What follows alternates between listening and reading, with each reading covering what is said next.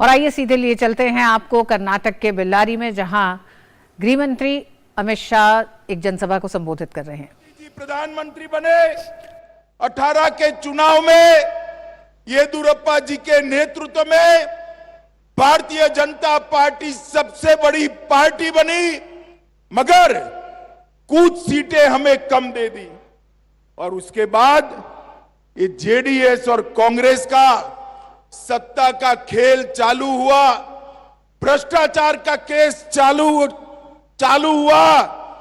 ये कांग्रेस और जेडीएस दोनों परिवारवादी पार्टियां हैं मित्रों। लोकतंत्र में परिवारवादी पार्टियां कभी जनता का, गरीब का कल्याण नहीं कर सकती। मित्रों, आज मैं आपको बताने आया हूं कि यहां पर भारतीय जनता पार्टी पूर्ण बहुमत के साथ आपका आशीर्वाद प्राप्त करने के लिए लड़ रही है। आज मैं कर्नाटक की जनता को बताने आया हूं, जेडीएस को दिया हुआ एक एक वोट, जेडीएस को दिया हुआ एक एक वोट कांग्रेस पार्टी के पास जाने वाला है और कांग्रेस पार्टी को दिया हुआ एक एक वोट सिद्धरामैया और उनकी एटीएम सरकार, जो दिल्ली का एटीएम थी, भ्रष्टाचार करती थी, उसको जाने वाला है। मित्रों, आज मैं कहने आया हूं, मोदी जी के नेतृत्व में देश को सुरक्षित करने वाली भारतीय जनता पार्टी एक और है और दूसरी ओर राहुल बाबा के नेतृत्व में टुकड़े टुकड़े गैंग के साथ जुड़ी हुई कांग्रेस पार्टी। ये दोनों के बीच में आपको तय करना है। मित्रों, मैं कर्नाटक में आया हूं, मैं आपको कहने वाला आया हूं, पीएफआई पर नरेंद्र मोदी जी ने बैन लगा दिया, पीएफआई को बंद कर दिया। मुझे बताइए मित्रों, पीएफआई पर बैन करना चाहिए नहीं करना चाहिए? जोर से बोलो, करना चाहिए नहीं करना चाहिए? ये जब कांग्रेस की सरकार थी तब पीएफआई पर 1700 से ज्यादा केस वापिस लेने का काम किया था। ये नरेंद्र मोदी सरकार, आप मुझे बताओ भाई, अयोध्या में राम मंदिर बनना चाहिए या नहीं बनना चाहिए? जोर से बोलो, बनना चाहिए या नहीं बनना चाहिए? सालों से कांग्रेस पार्टी इसको अटका रही थी, लटका रही थी, भटका रही थी। नरेंद्र मोदी जी को आपने 19 में प्रधानमंत्री बनाया, मोदी जी ने राम मंदिर का शिलान्यास कर दिया और भव्य राम मंदिर बनने जा रहा है। मित्रों, देश को सुरक्षित करना चाहिए या नहीं करना चाहिए? जोर से बोलो, करना चाहिए या नहीं करना चाहिए? इस सालों से कांग्रेस पार्टी, सोनिया और मनमोहन सिंह 10 साल तक रहे, कई सारे हमले हुए, पाकिस्तान के कोई जवाब नहीं दिया जाता। मोदी जी की सरकार बनी, मोदी जी ने उस वक्त भी पाकिस्तान ने हमला किया उरी और पुलवामा पर। 10 ही दिन में सर्जिकल स्ट्राइक और एयर स्ट्राइक कर पाकिस्तान के घर में घुसकर आतंकवादियों का सफाया कर दिया। माताओं, भाइयों, बहनों, मोदी जी ही देश को सुरक्षित कर सकते हैं, मोदी जी ही देश को समृद्ध कर सकते हैं।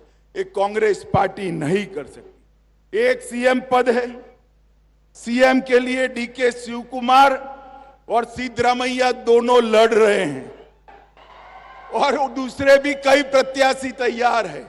इनकी लड़ाई में कर्नाटक की जनता का कल्याण नहीं होगा। कल्याण, कर्नाटक का कल्याण करना है तो केवल और केवल भारतीय जनता पार्टी की सरकार चाहिए। मित्रों, मोदी जी ने गरीबों के घर में गैस भेजा, शौचालय भेजा, बिजली भेजी, बैंक अकाउंट भेजा, 5 लाख तक का स्वास्थ्य का पूरा खर्चा उठाया, और मुझे बताओ, बेल्लारी वालों, होस्पेट वालों, सबने कोरोना का टीका लिया है या नहीं लिया है?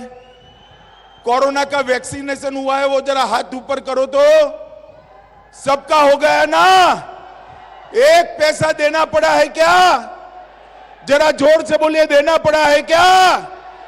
मोदी जी ने 130 करोड़ लोगों को फ्री ऑफ कॉस्ट कोरोना का टीका लगाकर कर्नाटक को कोरोना से सुरक्षित कर दिया है।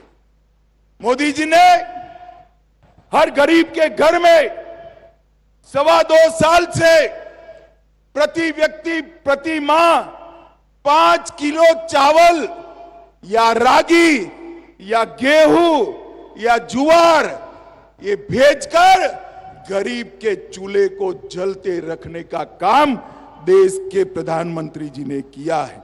मित्रों, बेल्लारी जिले को भारतीय जनता पार्टी की सरकार ने डीएमएफ ग्रांट 2000 करोड़ दी, 13,000 करोड़ रुपया पूरे कर्नाटक में डिस्ट्रिक्ट मिनरल फंड का दिया।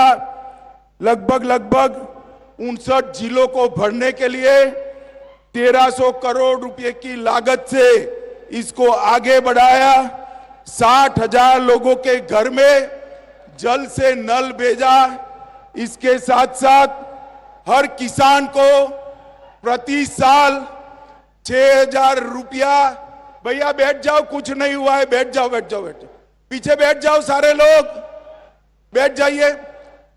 हर किसान को 6,000 रुपया प्रति साल भेजकर मोदी जी ने गरीब किसान का काम करने का किया है। येदियुरप्पा जी की पहले सरकार थी, अब बोम्मई जी की है।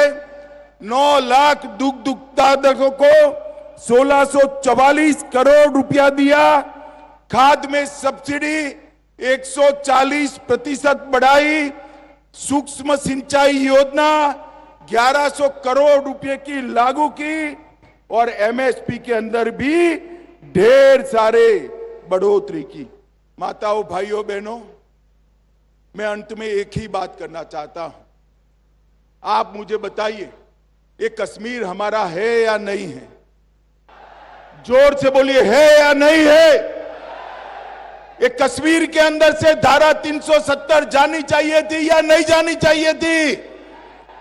ये कांग्रेस पार्टी, ये जेडीएस, ममता, समता, एसपी, जेडीयू, ये सारे कहते थे 370 नहीं जानी चाहिए।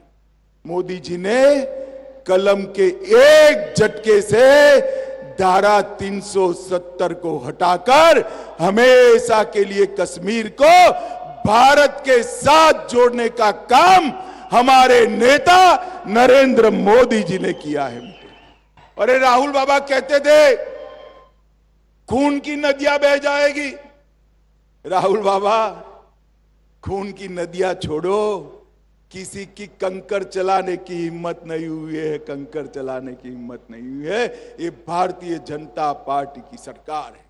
माताओं, भाइयों, बहनों, मैं आपको कहकर जाता हूं, एक बार मोदी जी पर भरोसा करिए, एक बार येदियुरप्पा जी पर भरोसा करिए। हम कर्नाटक में एक ऐसी सरकार देंगे जो 5 साल में कर्नाटक को भ्रष्टाचार से मुक्त करेगी और कर्नाटक को पूरे दक्षिण का 1 नंबर का राज्य बनाएगी। ऐसी सरकार हम देंगे। मुझे बताओ, कमल के निशान पर वोट करोगे? अरे ऐसे नहीं भाई, हाथ ऊपर उठाकर बताओ, कमल के निशान पर वोट डालेंगे? जोर से बोलिए, डालेंगे? मोदी जी का हाथ मजबूत करेंगे? मोदी जी को मजबूत बनाएंगे, पूर्ण बहुमत की सरकार बनाएंगे। तो मेरे साथ दोनों हाथ उठाइए, उठाइए दोनों हाथ और प्रचंड आवाज से बोलिए, भारत माता की, भारत माता की, वंदे वंदे वंदे। फिर से एक बार मुझे आने में बहुत देरी हुई, इसलिए आपकी समापना कर कर मेरी बात को समाप्त करता हूं। वंदे मातरम। तक के बेल्लारी में केंद्रीय गृह मंत्री और भारतीय जनता पार्टी के वरिष्ठ नेता अमित शाह विजय संकल्प समावेशी रैली को संबोधित कर रहे थे। और वापस लौटते हैं अन्य खबरों पर। वक्त है बाइस्कोप की बातों पर।